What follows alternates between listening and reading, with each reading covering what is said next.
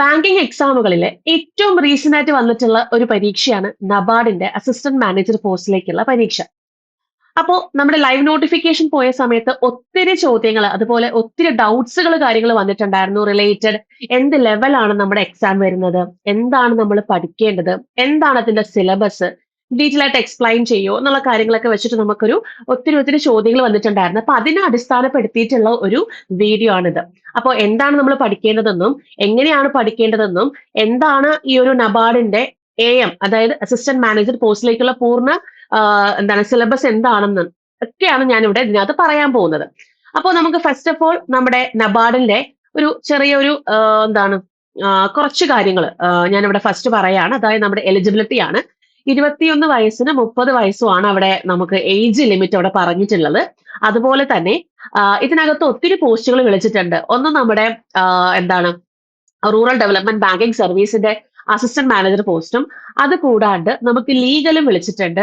അതുകൂടാണ്ട് protocol സർവീസിന്റെയും വിളിച്ചിട്ടുണ്ട്.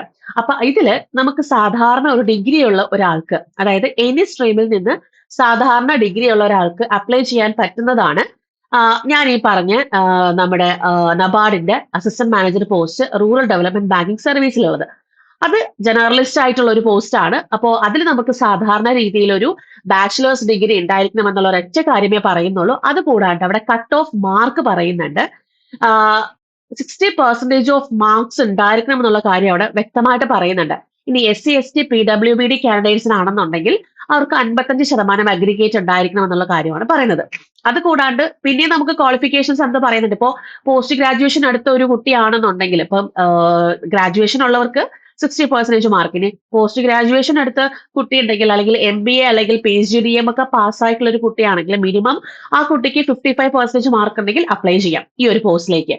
അതുമല്ല, നിങ്ങളിപ്പോ PhD ഒക്കെ എടുത്ത കുട്ടികളാണ്, അല്ലെങ്കിൽ ഇപ്പൊ CSICWA എന്ന് പറയുന്നൊരു എന്താണ് CA നമ്മുടെ ക്വാളിഫിക്കേഷൻ ഉള്ള ഒരു കുട്ടിയാണെന്നുണ്ടെങ്കിൽ, അത് നമ്മുടെ UGCയുടെ അണ്ടറിൽ നിങ്ങൾ അത് ക്വാളിഫൈ ചെയ്തിട്ടുള്ള ഒരു കുട്ടിയാണെന്നുണ്ടെങ്കിൽ നിങ്ങൾക്ക് ഈ ഒരു പോസ്റ്റിലേക്ക് അപ്ലൈ ചെയ്യാം. ഓക്കെ, അപ്പൊ ഇതാണ് നമുക്ക് നോർമലി വരുന്ന എലിജിബിലിറ്റി. ഇനി ഇത് കൂടാണ്ട് നമുക്ക് സ്പെഷ്യലിസ്റ്റ് പോസ്റ്റുകൾ വരുന്നുണ്ട്. ഇപ്പം എന്താണ് അഗ്രികൾച്ചർ പോസ്റ്റുകൾ വരുന്നുണ്ട്.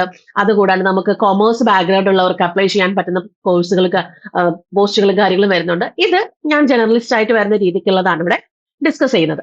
അപ്പോൾ നമുക്ക് എക്സാം പാറ്റേണിലേക്ക് പോവാം. ഇവിടെ നമ്മുടെ എക്സാം പാറ്റേൺ എന്ന് പറയുന്നത് 2 ഫേസ് എക്സാംസ് ആണ് വരിക. ഓക്കെ, 2 ഫേസിൽ ഫസ്റ്റ് ഫേസ് നമ്മുടെ പ്രിലിംസ് ആണ്. അതിൽ നമുക്ക് ഈ പറയുന്ന 8 ടെസ്റ്റുകളാണ് വരുന്നത്. ഫസ്റ്റ് ടെസ്റ്റ് ഓഫ് റീസണിങ് വരുന്നുണ്ട്. നമുക്ക് സാധാരണ നമ്മുടെ ബാങ്ക് എക്സാമിന് ചോദിക്കുന്ന അതേ ഇത് വരുന്ന രീതിക്കുള്ള ടെസ്റ്റ് ഓഫ് റീസണിങ്, അത് 20 ക്വസ്റ്റ്യൻസ് 20 മാർക്കാണ്. പിന്നെ ഇംഗ്ലീഷ് ലാംഗ്വേജ് നമ്മുടെ ബാങ്ക് എക്സാമിനുണ്ട് അല്ലെ, 30 ക്വസ്റ്റ്യൻ 30 മാർക്ക്. കമ്പ്യൂട്ടർ നോളജ് നമ്മുടെ IBPS RRB പരീക്ഷകൾക്കുണ്ടല്ലേ, 20 questions 20 mark. Next quantitative aptitude എല്ലാ ബാങ്ക് എക്സാമുകൾക്കും വരുന്ന അതേ ടെസ്റ്റ് തന്നെയാണ്, 20 ക്വസ്റ്റ്യൻ 20 മാർക്ക്. ഡിസിഷൻ മേക്കിംഗും കൂടെ എക്സ്ട്രാ വരുന്നുണ്ട്, 10 ക്വസ്റ്റ്യൻ 10 മാർക്ക് ഡിസിഷൻ മേക്കിംഗ് വരുന്നുണ്ട്. അത് കഴിഞ്ഞാൽ പിന്നെ ഒരു 2 ടെസ്റ്റും കൂടെ നമുക്ക് അഡീഷണലി ഇതിനകത്ത് വരുന്നുണ്ട്. Economic and social issues with focus on rural ഇന്ത്യയും, അത് 40 ക്വസ്റ്റ്യൻ 40 മാർക്കും. Agriculture and rural development with emphasise on rural India, അത് 40 ക്വസ്റ്റ്യൻ 40 മാർക്ക്. അങ്ങനെ ടോട്ടൽ 200 ക്വസ്റ്റ്യൻ 200 മാർക്കാണ് ഇവിടെ വരുന്നത്. അപ്പൊ നമുക്ക് സാധാരണ ബാങ്ക് എക്സാമുകളിൽ നിന്നും കുറച്ച് വ്യത്യസ്തമായിട്ട് തോന്നിയിട്ടുള്ളത് ആ ലാസ്റ്റ് കണ്ടിട്ടുള്ള 2 കാര്യങ്ങളാണ് അല്ലെ. അതുപോലെ അവയർനെസ് വരുന്നുണ്ട് കേട്ടോ, അത് ഞാൻ അവിടെ വിട്ടുപോയതാണ്. 20 ക്വസ്റ്റ്യൻസ് 20 മാർക്ക് വരുന്നുണ്ട്. അപ്പോൾ നമുക്ക് സാധാരണ ബാങ്ക് എക്സാമുകളിൽ നിന്നും അഡീഷണൽ ആയിട്ട് നിങ്ങൾക്കൊന്ന് നോക്കേണ്ടതായിട്ട് വരുന്ന ആ ലാസ്റ്റ് 2 പറഞ്ഞ കാര്യങ്ങൾ, അതായത് ഇക്കണോമിക് ഇഷ്യൂസും അതുപോലെ തന്നെ അഗ്രികൾച്ചർ ആൻഡ് റൂറൽ ഇന്ത്യയും. അപ്പോൾ ഇതിന്റെ വ്യക്തമായിട്ടുള്ള സിലബസ്, അതായത് ഇപ്പൊ ഫേസ് 1ന്റെ ഒരു വ്യക്തമായിട്ടുള്ള സിലബസ് നമുക്ക് നമ്മുടെ നോട്ടിഫിക്കേഷനകത്ത് പറയുന്നില്ല. അപ്പൊ അതുകൊണ്ട് തന്നെ നമ്മുടെ ബാങ്കിങ് എക്സാംസിന്റെ അതേ സിലബസ് തന്നെ ആയിരിക്കണം എന്നുള്ള കാര്യം നമുക്ക് അവിടെ വ്യക്തമാണ്. അത് മാത്രമല്ല, ഇപ്പൊ എക്കണോമിക് ആൻഡ് സോഷ്യൽ ഇഷ്യൂസ് ആയാലും അഗ്രികൾച്ചർ ആൻഡ് റൂറൽ ഡെവലപ്മെന്റിന്റെ ആയിരുന്നാലും നമുക്ക് ഫേസ് 2 അതിന്റെ ബാക്കി വരുന്നുണ്ട്. ഒരു എക്സാം ഒരു ഇതിന്റെ സ്ട്രക്ചർ അനുസരിച്ചിട്ടാണ്. അപ്പൊ അതിന്റെ ഒരു സിലബസ് നമുക്ക് വരുന്നുണ്ട്. അപ്പൊ അതിനെ അടിസ്ഥാനപ്പെടുത്തി നിങ്ങൾ പഠിക്കാൻ സ്റ്റാർട്ട് ചെയ്താൽ മതി. അപ്പൊ ഫേസ് 1ലുള്ള അഗ്രികൾച്ചറും അതുപോലെ എക്കണോമിക് സോഷ്യൽ ഇഷ്യൂസും അതുപോലെ ഫേസ് 2 വരുന്നതും നമുക്ക് ആ ഒരു ഒറ്റ പഠനത്തിൽ തന്നെ നമുക്ക് എന്ത് ചെയ്യാൻ പറ്റും, 2 നമുക്ക് സ്കോർ ചെയ്യാൻ പറ്റും. അപ്പോൾ ഇത് നമ്മുടെ സാധാരണ ബാങ്ക് എക്സാംസ് എന്ന് പറയുമ്പോൾ ഇപ്പൊ IBPS PO, IBPS RRB, അതുപോലെ തന്നെ നമ്മുടെ SBI, ഇതിൽ നിന്ന് വ്യത്യസ്തമായിട്ട് ആക്കുന്നത് ഈ 2 ടെസ്റ്റുകളാണ്. പക്ഷേ ഇത് ഇപ്പൊ RBI ഗ്രേഡ് B ഓഫീസറിന് പ്രിപ്പയർ ചെയ്യുന്ന ഒരു കുട്ടിക്കാണെങ്കിൽ ഇത് പുതുതായിട്ട് വരുന്ന ഒരു അല്ലെങ്കിൽ ആദ്യമായിട്ട് കാണുന്ന രണ്ട് കാര്യങ്ങളല്ല ആ പറഞ്ഞിരിക്കുന്ന 7ാമത്തെയും 8ാമത്തെയും രണ്ട് ടെസ്റ്റുകൾ. അത് നമുക്ക് നോർമലി നമ്മുടെ RBI ഗ്രേഡ് ബി പരീക്ഷകളിൽ നമുക്ക് വരുന്നതാണ്. സെയിം സിലബസ് തന്നെയാണ്. അപ്പോൾ അതിനകത്ത് ചോദിക്കുന്ന കാര്യങ്ങൾ അല്ലെങ്കിൽ അതിന് പ്രിപ്പയർ ചെയ്യുന്ന ഒരു കുട്ടിക്ക് ഒരു ജസ്റ്റ് നിങ്ങൾ പഠിക്കുക എന്നുള്ളൊരു കാര്യം മാത്രമേ ഉള്ളൂ.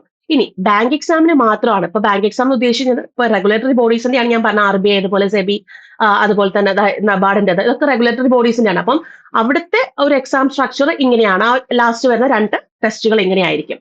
അപ്പോ ഇപ്പൊ നിങ്ങൾ ബാങ്ക് എക്സാമിന് പഠിക്കുന്ന ഒരു കുട്ടിയാണെങ്കിൽ നിങ്ങൾക്ക് എന്ത് ചെയ്താൽ മതി, അഡീഷണലി കുറച്ച് സമയം കൂടെ നിങ്ങൾക്ക് കൊടുത്താൽ മതി. ഇതൊക്കെ മൾട്ടിപ്പിൾ ചോയ്സ് ക്വസ്റ്റ്യൻസ് ആണ്. അപ്പൊ അതുകൊണ്ട് തന്നെ നമുക്ക് എന്ത് ചെയ്യാൻ പറ്റും, നമുക്ക് ആ ഒരു പ്രിസ്ക്രൈബ്ഡ് ആയിട്ടുള്ള ഒരു സിലബസ് ഉണ്ടാവും. അത് മാത്രം പഠിച്ച് നമുക്ക് കയറാവുന്നതാണ്. അപ്പൊ നിങ്ങളുടെ മനസ്സിൽ തോന്നുന്ന ഒരു ഡൗട്ട് ഞാൻ പറയാം. ഇപ്പോ ഞാൻ ഇതിനകത്തുള്ള അഗ്രികൾച്ചർ ആൻഡ് റൂറൽ ഡെവലപ്മെന്റിന്റെ ഒരു സിലബസ് കാണിക്കുമ്പോൾ അതിനകത്ത് ഒത്തിരി കാര്യങ്ങൾ നമുക്ക് ഒട്ടും തന്നെ പരിചയമില്ലാത്ത ഒത്തിരി കാര്യങ്ങൾ അതിനകത്ത് പറയുന്നുണ്ട്. അപ്പൊ നിങ്ങൾ വിചാരിക്കും അതൊക്കെ ആ ഒരു ഏരിയയിൽ സ്പെഷ്യലൈസ് ചെയ്തിട്ടുള്ളവർക്കല്ലേ എളുപ്പമായിട്ട് വരുന്നത്. നമ്മുടെ സിലബസിന്റെ ഒരു പ്രത്യേകത എന്ന് പറയുന്നത് നമുക്ക് ഇതിനകത്ത് വരുന്ന സിലബസിൽ ആ പറഞ്ഞിരിക്കുന്ന കുറച്ച് കാര്യങ്ങൾ മാത്രം നിങ്ങൾ എന്ത് ചെയ്താൽ മതി, ഫോക്കസ് ചെയ്ത് പഠിച്ചാൽ മതി. നമ്മൾ ജനറലൈസ്, അതായത് നമ്മൾ സാധാ ഒരു ഡിഗ്രി അല്ലെങ്കിൽ ഇപ്പോൾ ഒരു സ്പെഷ്യലൈസേഷൻ ഒന്നും ഇല്ലാതെ സാധാരണ ഒരു ഡിഗ്രി എടുത്ത് ഗ്രാജുവേറ്റ് ആയിട്ട് വന്നിട്ടുള്ള ഒരാൾക്ക് ഇപ്പൊ അഗ്രികൾച്ചറിനെ പറ്റിയൊക്കെ ഡീറ്റെയിൽ ആയിട്ട് അറിയേണ്ട കാര്യമില്ല. ജസ്റ്റ് ഒരു ഓവറോൾ നമ്മുടെ എക്സാമിന് അറ്റൻഡ് ചെയ്യാൻ വേണ്ടിയിട്ടുള്ള ജസ്റ്റ് ഒരു ഓവറോൾ കാര്യങ്ങൾ മാത്രം അറിഞ്ഞിരുന്നാൽ മതി. അപ്പൊ ഞാനത് ഇതിന്റെ phase 2ന്റെ ഒരു സിലബസും കൂടെ കാണിച്ചു തരാം. അതായത് നമ്മുടെ മെയിൻസിന്റെ സിലബസ് കാണിച്ചു തരാം. അതിനു മുന്നേ ഇതിൽ തന്നിരിക്കുന്ന ക്വാളിഫയിങ് സെഷൻസ് ഉണ്ട്. ഒന്ന് test of reasoning, English language, computer knowledge, quantitative aptitude, decision making, ഇതൊക്കെ ക്വാളിഫയിങ് സെക്ഷൻ ആണ്. പിന്നെ ഇതിനകത്ത് വരുന്ന മെറിറ്റ് സെക്ഷൻ വരുന്നുണ്ട്. Awareness, economic and social issues, അതുപോലെ ARD, അതായത് അഗ്രികൾച്ചർ ആൻഡ് റൂറൽ ഡെവലപ്മെന്റ്, ഇത് മെറിറ്റ് സെക്ഷൻ ആണ്. അപ്പോൾ മെയിൻസിന് ഷോർട്ട് ലിസ്റ്റ് ചെയ്യുന്ന സമയത്ത് ഈ മെറിറ്റ് സെക്ഷൻ സ്കോറിന്റെ അടിസ്ഥാനത്തിൽ മാത്രമേ അവർ എന്ത് ചെയ്യത്തുള്ളൂ, ഷോർട്ട് ലിസ്റ്റ് ചെയ്യത്തുള്ളൂ. ക്വാളിഫയിങ് സെഷൻ അവർ എടുക്കില്ല. അത് ജസ്റ്റ് ക്വാളിഫൈ ചെയ്യുക എന്നുള്ള ഒറ്റ കാര്യം മാത്രമേ അതിനകത്ത് പറയുന്നുള്ളൂ. ഓക്കെ, ഇനി മെയിൻസിന്റെ ഒരു എക്സാം സ്ട്രക്ചർ എങ്ങനെയാണ് വരുന്നത്? 2 പേപ്പർ ആയിരിക്കും ഉണ്ടായിരിക്കാം.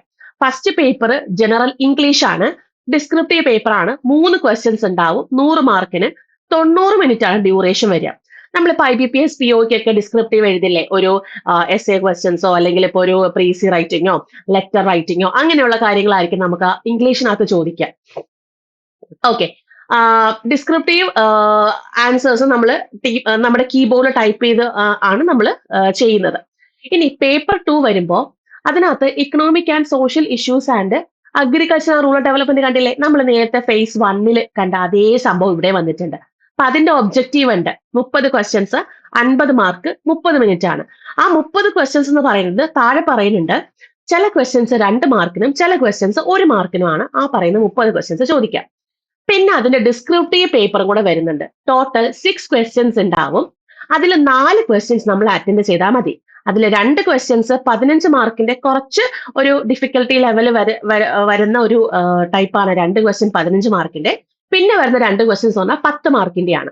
ഇതും 50 മാർക്കിനും 90 മിനിറ്റിനും. ഇതും നമ്മൾ ഈ കീബോർഡ് യൂസ് ചെയ്തിട്ട് തന്നെയാണ് ഈ പറയുന്ന ഡിസ്ക്രിപ്റ്റീവ് പേപ്പർ നമ്മൾ ആൻസർ ചെയ്യുന്നത്.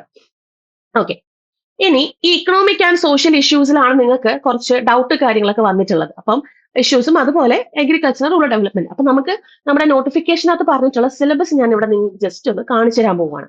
പേപ്പർ 2 സിലബസ് ആണ് ഞാൻ കാണിക്കുന്നത്. ഇക്കണോമിക് ആൻഡ് സോഷ്യൽ ഇഷ്യൂസ്, ഈ കാണിച്ചിരിക്കുന്ന കാര്യങ്ങളില്ലേ, ഇതൊക്കെ ഒന്ന് നിങ്ങൾ അറിഞ്ഞിരിക്കുക. അതുപോലെ ഡിസ്ക്രിപ്റ്റീവും കൂടെ വരുന്നുണ്ട്. അപ്പോൾ ഇതിനെ അടിസ്ഥാനപ്പെടുത്തി വരുന്ന റീസെന്റ് വരുന്ന കറണ്ട് കാര്യങ്ങൾ ഉണ്ടെങ്കിൽ അതൊന്ന് വർക്ക്ഔട്ട് ചെയ്യാം. ഡിസ്ക്രിപ്റ്റീവ് എങ്ങനെയാണോ നമ്മൾ ചെയ്യേണ്ടത്, അതായത് ഇപ്പോൾ ഒരു ടോപ്പിക് കിട്ടിക്കഴിഞ്ഞാൽ അതിനെ പറ്റി ഒരു ഗ്രാഹ്യം ഉണ്ടായിരിക്കുക. ഇതൊക്കെയാണ് നമ്മളവിടെ മെയിൻ ആയിട്ട് നോക്കേണ്ടത്. അപ്പൊ ഇക്കണോമിക് ആൻഡ് സോഷ്യൽ ഇഷ്യൂസ് വരുമ്പം nature of Indian economy, structural and institutional features, economic under development, opening up the Indian economy, globalisation, economic reforms in India, privatisation, അതുപോലെ ഇൻഫ്ലേഷൻസ്, അതിന്റെ ട്രെൻഡുകൾ, അതുപോലെ ഇമ്പാക്ട്, നമ്മുടെ നാഷണൽ ഇക്കോണമിയിൽ ഉണ്ടായ ഇമ്പാക്റ്റുകൾ, അതുപോലെ തന്നെ individual income, poverty alleviation and employment generation in India, rural and urban measurement of poverty alleviation programmes of government, അങ്ങനെ വരുന്ന ഒരു സിലബസ് ആണ് നമുക്ക് തന്നിട്ടുള്ളത്. അപ്പോൾ ഇത് നമുക്ക് എന്തായാലും ഈ കാര്യങ്ങൾ പഠിക്കേണ്ടതായിട്ടുണ്ട്. അപ്പോൾ ഇത് നിങ്ങളിപ്പോ ഒരു RPA ഗ്രേഡ് ബിക്കൊക്കെ നിങ്ങൾ പ്രിപ്പയർ ചെയ്യാണ്. ഇപ്പം നിങ്ങൾ പുതുതായിട്ടൊക്കെ പഠിക്കുന്ന ഒരു കുട്ടിയാണെങ്കിൽ നിങ്ങൾ തീർച്ചയായിട്ടും എഴുതിയിരിക്കേണ്ട ഒരു പരീക്ഷയാണ് RBI ഗ്രേഡ് ബി പരീക്ഷ. അപ്പോൾ എന്തായാലും RBI ഗ്രേഡ് ബിക്ക് നമ്മൾ പഠിക്കുന്നതാണ്. അപ്പോൾ ഈ പറയുന്ന സംഭവങ്ങൾ തന്നെയാണ് നമുക്ക് RBI ഗ്രേഡ് ബിക്കകത്ത് വരുന്നത്. ഇനി നിങ്ങൾക്കൊന്ന് എഴുതി നോക്കണം എന്ന്, അല്ലെങ്കിൽ എനിക്കൊന്ന് അറ്റൻഡ് ചെയ്ത് നോക്കണം എന്ന് ഉദ്ദേശിക്കുന്ന ഒരു കുട്ടിയാണെന്നുണ്ടെങ്കിൽ എന്ത് ചെയ്യുക, ഈ തന്നിരിക്കുന്ന ടോപ്പിക്കുകൾ നമുക്ക് വ്യക്തമായിട്ടും ഭയങ്കര എന്താണ് ക്ലിയർ ആയിട്ട് നമുക്ക് അവിടെ തന്നിട്ടുണ്ട്.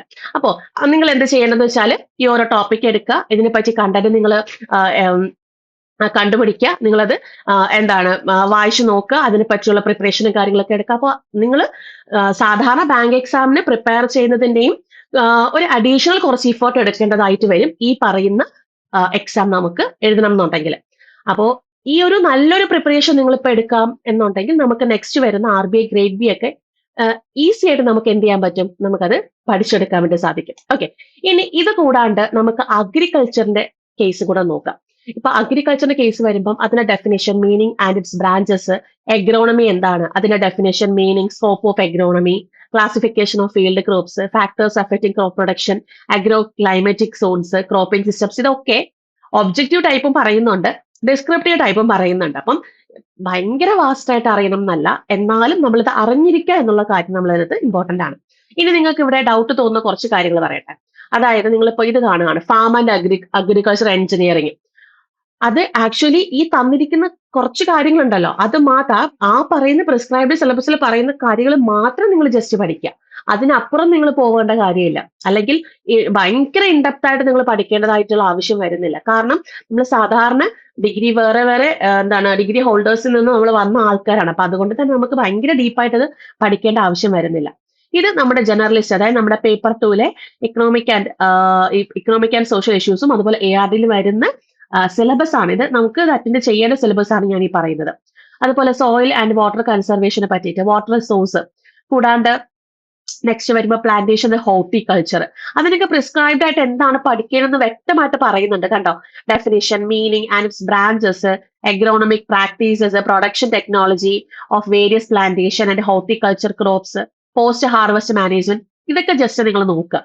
അനിമൽ ഹസ്ബൻഡറിയെ പറ്റിയിട്ട്, ഫിഷറീസിനെ പറ്റിയിട്ട്, ഫോറസ്ട്രിയെ പറ്റിയിട്ട്, നെക്സ്റ്റ് അഗ്രികൾച്ചർ എക്സ്റ്റൻഷനെ പറ്റിയിട്ട്, ഇക്കോളജി ആൻഡ് ക്ലൈമറ്റ് ചേഞ്ച്, അതുപോലെ present scenario of Indian agriculture, അതൊക്കെ നിങ്ങൾ കറണ്ട് അഫയർ കറക്റ്റ് ആയിട്ട് നോക്കുന്ന ഒരാളാണെന്നുണ്ടെങ്കിൽ പ്രസന്റ് സിനാരിയോ കാര്യങ്ങളൊക്കെ.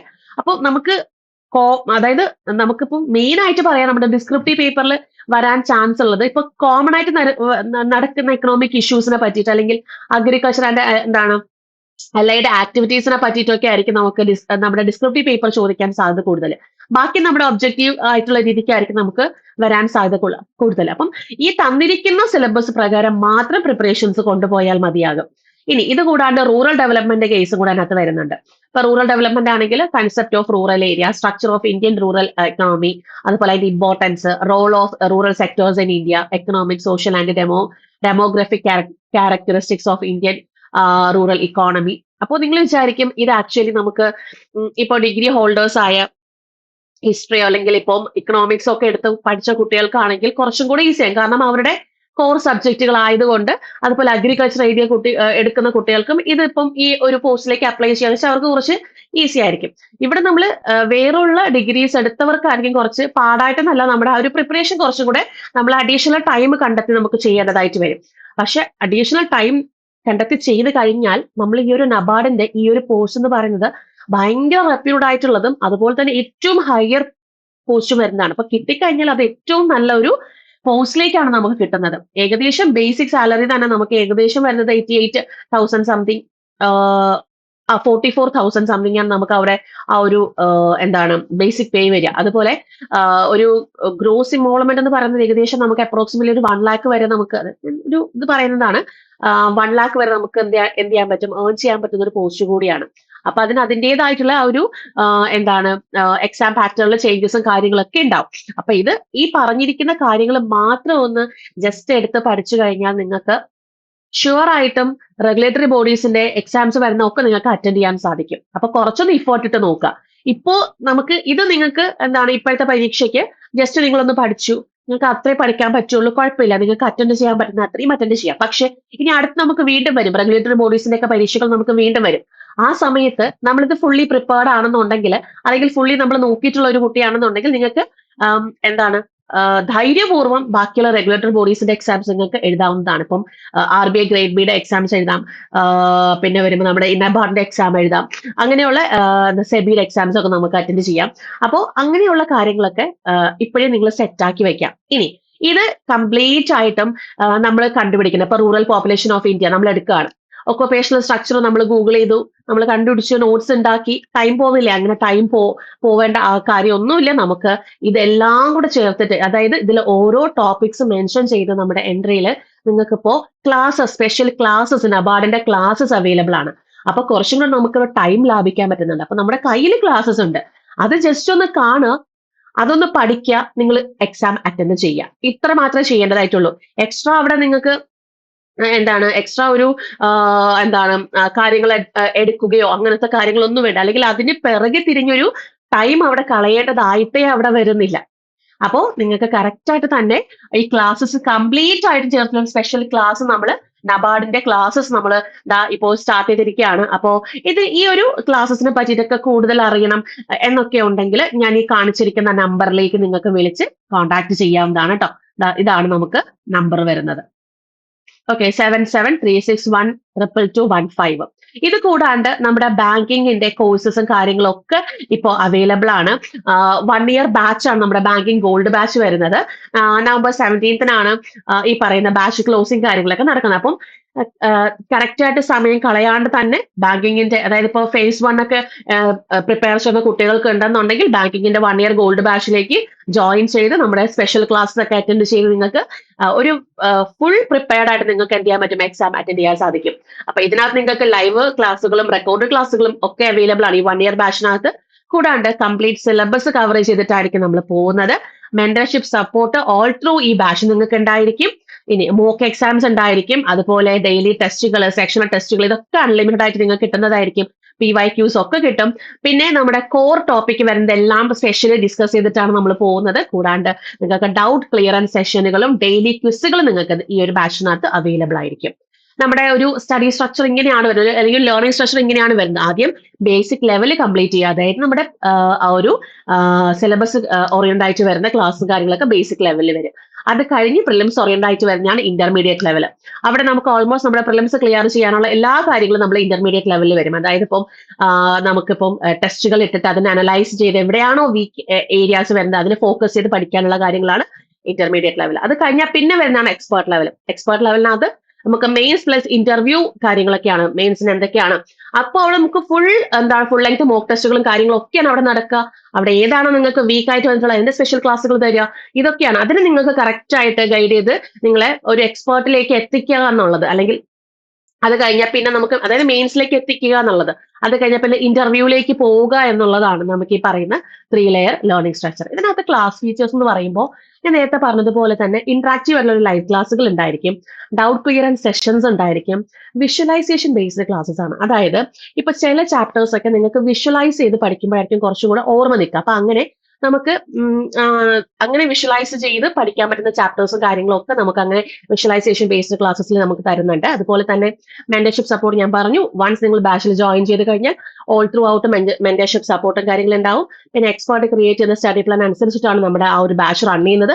പിന്നെ മോക്ക് ടെസ്റ്റുകളും, അതായത് അൺലിമിറ്റഡ് ആയിട്ട് വരുന്ന ടെക്സ്റ്റ് ബുക്കും, അൺലിമിറ്റഡ് ആയിട്ട് വരുന്ന മോക്ക് ടെസ്റ്റുകളും ഡെയിലി ടെസ്റ്റും അതുപോലെ സെക്ഷണൽ വൈസ് ടെസ്റ്റും കാര്യങ്ങളും ഒക്കെ കിട്ടും. കൂടാതെ ടെക്സ്റ്റ് ബുക്സും കാര്യങ്ങളൊക്കെ അവൈലബിളും ആണ്. അപ്പോൾ ഇത്രയും കാര്യങ്ങൾ ഒന്ന് നിങ്ങൾ വളരെ വ്യക്തമായിട്ട് തന്നെ ഓർത്ത് വെച്ചിരിക്കുക. നബാർഡിന് പ്രിപ്പയർ ചെയ്യുന്നവര് തീർച്ചയായിട്ടും നമ്മുടെ സ്പെഷ്യൽ ക്ലാസ്സുകളിലേക്ക് അറ്റൻഡ് ചെയ്യുക. സമയം ഒട്ടും തന്നെ കളയാണ്ട് തന്നെ നമുക്ക് വളരെ, അതായത് ലിമിറ്റഡ് ആയിട്ടുള്ള ആ ഒരു ടൈമിൽ നമുക്കത് പഠിച്ചെടുക്കാൻ വേണ്ടിയിട്ട് നമ്മുടെ സ്പെഷ്യൽ ക്ലാസ്സസ് മാക്സിമം നിങ്ങൾ യൂസ് ചെയ്യുക എന്നുള്ളതാണ് എനിക്കിവിടെ പറയാനുള്ളത്. അപ്പം ആ സ്പെഷ്യൽ ക്ലാസ്സുകളിൽ ഈ പറയുന്ന ടോപ്പിക്കുകളെല്ലാം കവർ ചെയ്തിട്ടാണ് സ്പെഷ്യൽ ക്ലാസ്സസ് വരുന്നത്. അപ്പോൾ അതിൽ നിങ്ങൾക്ക് അറ്റൻഡ് ചെയ്യാവുന്നതാണ്. അപ്പോൾ ഈ ഒരു ക്ലാസ്സിനെ പറ്റിയിട്ട് നമ്മുടെ ബാച്ചിനെ പറ്റിയിട്ടൊക്കെ ഡീറ്റെയിൽസ് അറിയണം എന്നുണ്ടെങ്കിൽ ഈ കാണിച്ചിരിക്കുന്ന നമ്പറിലേക്ക് ഒന്ന് വിളിച്ച് കോൺടാക്ട് ചെയ്യാം കേട്ടോ.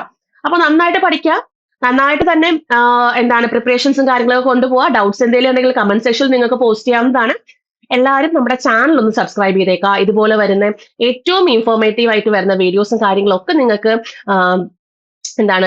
ലേറ്റസ്റ്റ് ആയിട്ട് വരുന്ന കാര്യങ്ങളൊക്കെ നിങ്ങൾക്ക് പെട്ടെന്ന് തന്നെ അറിയാൻ വേണ്ടിയിട്ട് നമ്മുടെ ചാനൽ സബ്സ്ക്രൈബ് ചെയ്ത് അടുത്തുള്ള ബെൽ ബട്ടൺ ഒന്ന് ഇനേബിൾ ചെയ്തേക്കാം കേട്ടോ.